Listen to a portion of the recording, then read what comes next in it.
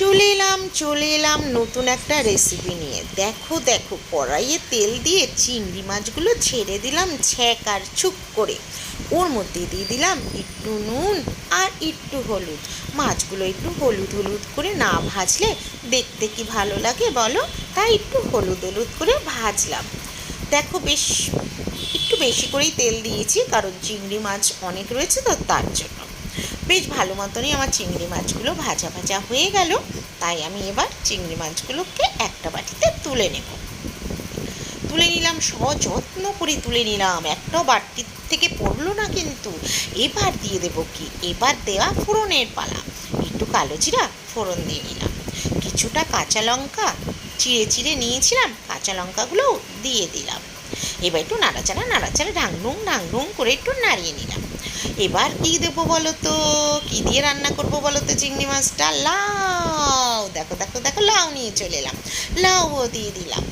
আবার দেবো একটুখানি সামান্য হলুদ দিলাম, আর একটুখানি সামান্য নুন আর একবার দিলাম।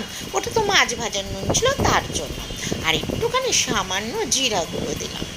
দেওয়া হয়ে গেল। আর সামান্য একটু মিষ্টি না দিলে লাউ তো, তার জন্য চলে না, তার জন্য একটু চিনচিন দিলাম। এবার একটু নাড়িয়ে নিলাম সযত্ন করে, বেশ ভালো করে নাড়িয়ে নিলাম।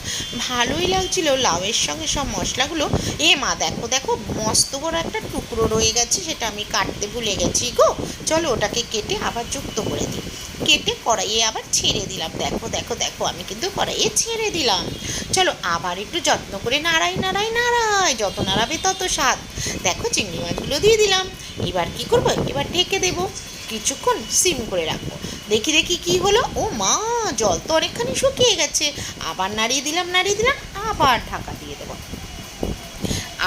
দিয়ে দিলাম। দেখো, এইবার দেখো আমার লাউ চিংড়ি কিন্তু হয়ে গেল। তুলে নিলাম। কেমন হয়েছে বলো আজকে লাউ চিংড়িটা? কে কে খাবে বলো, কমেন্টে বলো। Tata, bye bye.